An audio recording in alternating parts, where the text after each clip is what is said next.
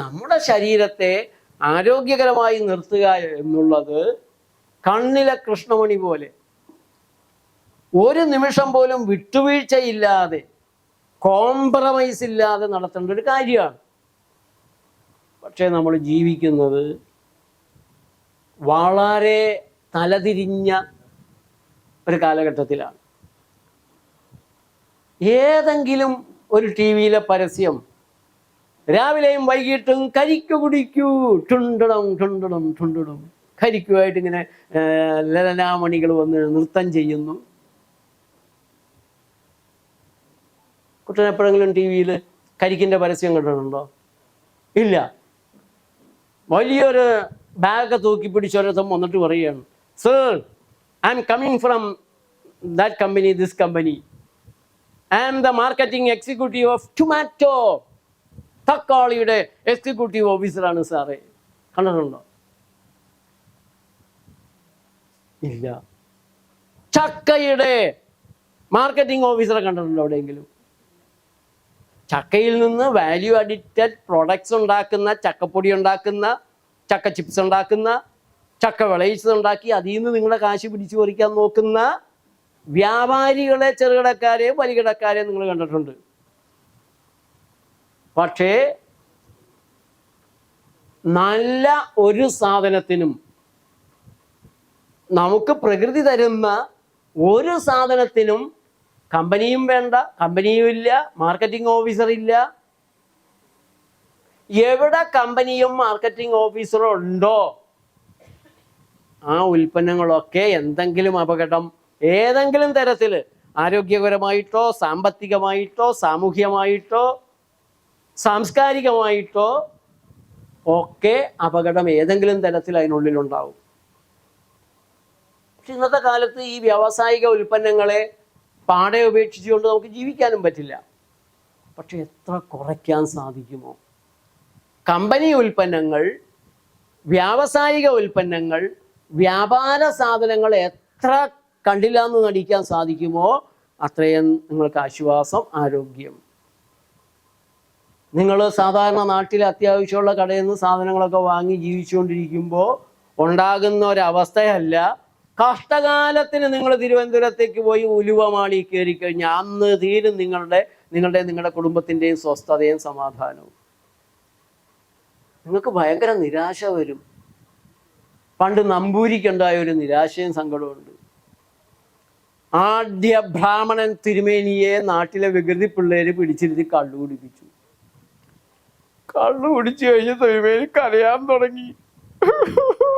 പറഞ്ഞ് കരഞ്ഞോണ്ടിരിക്കുക. കരച്ചിൽ കൂടിയപ്പോ പിള്ളേർക്ക് പേടിയായി. തിരുമേനിയെ, കരയല്ലേ തിരുമേനിയെ, ഞങ്ങൾക്കൊരു അബദ്ധം പറ്റിയതാ, മേലിൽ ഞങ്ങള് തിരുമേനിയെ കള്ളു കുടിപ്പിക്കത്തില്ല. എന്തു പറഞ്ഞു നോക്കിയിട്ടും തിരുമേനി കുക്കുടൂ കുക്കുടൂ എന്ന് പറഞ്ഞ് കരയ്യ. തിരുമേനിയുടെ കരച്ചിൽ നിർത്താൻ ഒരു വഴിയില്ലാതെ ആരെങ്കിലും അറിഞ്ഞാൽ മോശമല്ലേ, പിള്ളേരെ വീട്ടിൽ കയറ്റുമോ? ബ്രാഹ്മണ ശാപം കിട്ടിയാ തീർന്നില്ലേ? ഒടുവില് പിള്ളേര് തിരുമേനിയുടെ കാൽക്ക വീണു, മാപ്പാക്കണം തിരുമേനിയെ, ഞങ്ങൾ മേലില്ല. അപ്പൊ തിരുമേനി പറഞ്ഞു, ഹേയ് നോ, അതൊന്നും അല്ല കരയണേ. പിന്നെന്താ തിരുമേനിയെ?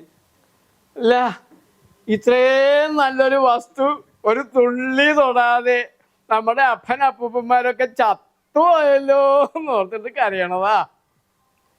അപ്പൊ നിങ്ങള് ഈ വൻകിട പരസ്യങ്ങളും വൻ വർണ്ണ പകിട്ടുമുള്ള ഒരു കടയിലേക്ക്, കടയെന്നൊക്കെ പറഞ്ഞപ്പോൾ ഒരു സാമ്രാജ്യമാണ്, നമ്മൾ ഉലുവമാളിലേക്ക് കയറിയാൽ അപ്പം തുടങ്ങി നിങ്ങൾ കരയാൻ തുടങ്ങും. കാരണം നമ്മുടെ അപ്പനപ്പൂപ്പന്മാരൊക്കെ ഇങ്ങനെയൊരു സാധനം കാണാതെ ചത്തുപോയല്ലോ എന്ന് ഓർത്തുള്ള സങ്കടം കൊണ്ടാണ്. പക്ഷെ അന്ന് തുടങ്ങും. നിങ്ങളുടെ കുടുംബം പണയം വെച്ച് കൊണ്ടുപോയാൽ അവിടെ കഴിക്കുന്ന സാധനങ്ങളുമായിട്ട് അതിനൊത്തൊരു ജീവിതം നിങ്ങൾക്ക് സാധ്യമാവുമോ? എത്ര പേർക്ക് സാധ്യമാവും? അവര് വാഗ്ദാനം ചെയ്യുന്ന, അവര് പ്രലോഭിപ്പിക്കുന്ന ആ ഒരു ലെവലിലെ സാധനങ്ങൾ വാങ്ങിക്കൊണ്ടേ അനുഭവിച്ചുപയോഗിക്കുന്നതാണ് അല്ലേ നിങ്ങളുടെ അന്തസ്സാകെ മാറിയില്ലേ? അവിടെ പ്രദർശിപ്പിച്ചിട്ടുള്ള ഏറ്റവും വില കൂടിയ കാർ ഒരെണ്ണം വാങ്ങുക. അവിടെ ലംബോഗിനി ഉണ്ടായെന്ന് വരും, പിന്നെ പല ബോഗിനികൾ ഉണ്ടായെന്ന് വരും. അതൊരെണ്ണം വാങ്ങി അവിടെ വെച്ചിട്ടുള്ള ബ്രാൻഡുകളുടെ ഉൽപ്പന്നങ്ങൾ മാത്രം വാങ്ങി കുടുംബത്തിൽ എല്ലാവരും ഒന്ന് ജീവിക്കാൻ തുടങ്ങിയാൽ, അപ്പോൾ നിങ്ങൾക്ക് ഇത് കണ്ടിങ്ങനെ കൊതിക്കാം, കൊള്ളാം, പക്ഷെ എന്ത് ചെയ്യാൻ പറ്റും?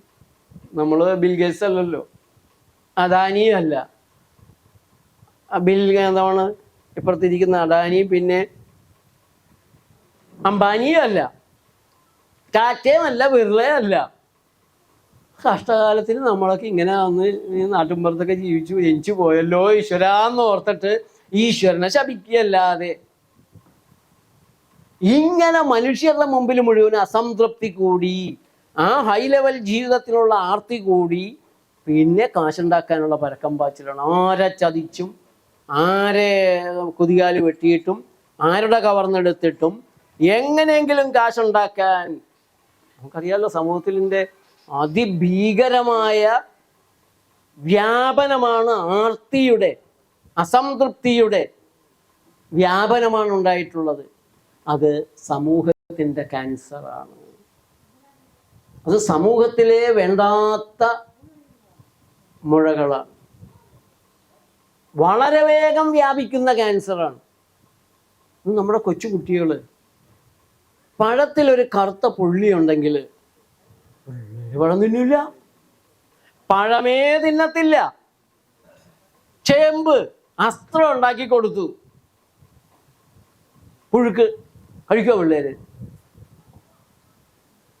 ഇന്നത്തെ പിള്ളേർ, ഇന്നത്തെ ഒരു ആവറേജ് നമ്മൾ പറയുന്ന ഒരു തലമുറ ഇതൊന്നും കഴിക്കത്തില്ല. അവർക്ക് വേണ്ടത് കില്ലർ FC, മാഡ് ഡൊണാൾഡ്സ്, പിശാജ് ഹട്ട്, കുയിമാന്തി, ഷവർമ, മരണൈസും കൂട്ടി അതങ്ങോട്ട് കഴിക്കല് കണ്ടാലുണ്ടല്ലോ ആ ഒരു രുചി. അപ്പൊ നമ്മുടെ ശരീരം ആ സാധനങ്ങൾ കൊണ്ട്, ആ സാധനങ്ങൾ ദഹിച്ച് നമ്മുടെ ശരീരത്തിൽ രക്തമജ്ജ മാംസാദികൾ ഉണ്ടാകും.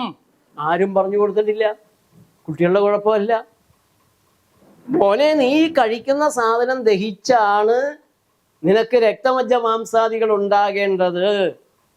നിന്റെ രക്തം നല്ല ഒരു ലാബിൽ കൊണ്ടുപോയി പരിശോധിച്ചാൽ, ഇപ്പൊ ലാബിൽ പരിശോധിച്ചാൽ ഇത് ഏത് ഭക്ഷണത്തിൽ നിന്നുണ്ടായ രക്തമാണെന്ന് വല്ലതും തെളിയോ?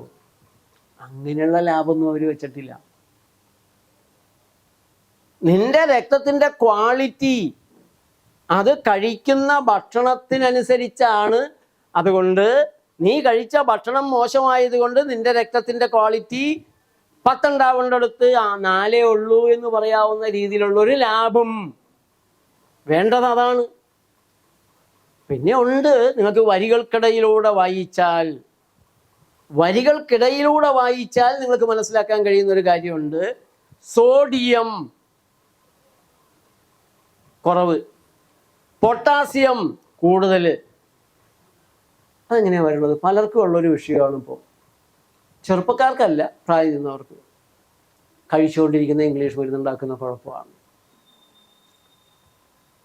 ജങ്ക് ഫുഡ് കഴിച്ച് രക്തം ദുഷിച്ചാൽ സോഡിയം കൂടുകയും പൊട്ടാസ്യം കുറയുകയാണ് ചെയ്യുക.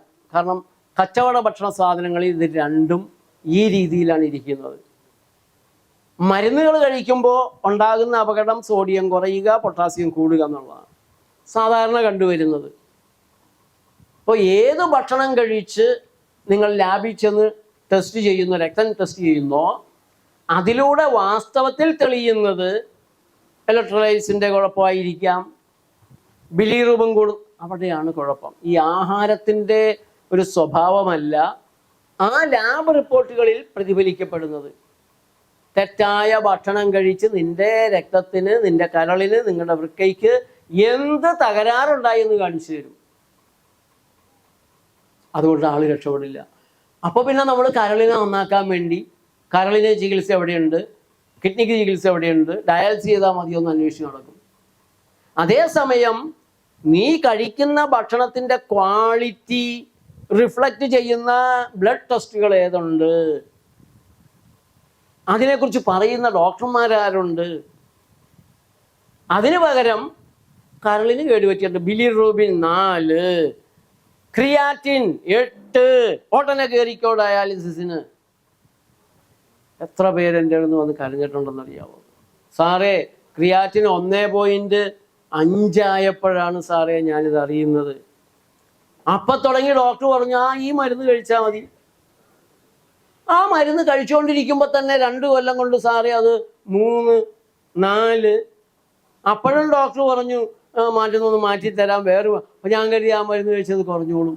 പിന്നെയാണ് സാറേ കാലിൽ നീര് കൂടി. അപ്പോൾ പറയുന്നു ഡയാലിസിസ് ചെയ്യണം. അപ്പം ഞാൻ കരുതി ഒരു ഡയാലിസിസ് ചെയ്താൽ മാറിക്കോളും. ഡയാലിസിസ് കഴിഞ്ഞിറങ്ങിയപ്പോൾ ഡോക്ടർ പറഞ്ഞു അടുത്ത ബുധനാഴ്ച വീണ്ടും വരണം. എന്തിനാ ഡോക്ടറെ? അടുത്ത ഡയാലിസിസ്. അല്ല ഡോക്ടറെ ഡയാലിസിസ് ചെയ്തില്ലേ? ഇവിടെ ഡയാലിസിസ് ചെയ്താൽ അത് പിന്നെ മുടക്കാൻ പാടില്ല, ജീവിതകാലം മുഴുവൻ അത് ചെയ്തേ ജീവിച്ചിരിക്കാൻ പറ്റുള്ളൂ. കരയുകയാണ്. ക്രിയാറ്റിൻ 8ഉം 10ഉം ആയി. ഒരു 5 വരെയൊക്കെ ആണെങ്കിൽ നമുക്കൊരു പ്രയാസമില്ലാതെ രോഗിയെ രക്ഷിച്ചെടുക്കാൻ പറ്റുന്നുണ്ട്. 5 കഴിഞ്ഞാൽ ജീവിതകാലം മുഴുവൻ നമ്മുടെ ചിട്ട ചെയ്തേ പറ്റുള്ളൂ. തെറ്റിച്ചാൽ എവിടെയും തെറ്റും. ആ രീതിയിൽ നമുക്ക് വടികുത്തി ചാരി വിടാൻ പറ്റും. 10 കഴിഞ്ഞു പോയാൽ രക്ഷപ്പെടുന്നവരുണ്ട്, 17 ഉള്ളവരും രക്ഷപ്പെട്ടിട്ടുണ്ട്. പക്ഷേ അത്രയും ജാഗ്രതയോടെ സൂക്ഷ്മതയോടെ കിഡ്നി മാറ്റിവെച്ചാൽ എടുക്കേണ്ട ജാഗ്രതയുടെ പകുതി എടുത്താൽ മതി. പ്രകൃതി ചെയ്യുമ്പോൾ ആ ജാഗ്രതയോടെങ്കിലും പോയാൽ മതി. പക്ഷെ എന്തുകൊണ്ട് നിന്റെ രക്തം ദുഷിച്ചു, രക്തത്തിൽ ഈ തകരാറുകൾ ടെസ്റ്റിലുണ്ടായി എന്ന് മാത്രം അവർ പറയില്ല. അതിന് പകരം മരുന്നുകൾ അവിടെയും വിൽക്കുക. ഒരു മരുന്നും നമ്മുടെ ഒരു കോശവും പുതുതായിട്ടുണ്ടാക്കി തരില്ല. ഒരു മരുന്നിനും നമ്മുടെ ഒരു കോശത്തെ നന്നാക്കി തരാൻ പറ്റില്ല. ഒരു മരുന്നിനും നമ്മുടെ ആരോഗ്യത്തെ നന്നാക്കി തരാൻ പറ്റില്ല. തിരിച്ചു തരാൻ പോലും പറ്റില്ല.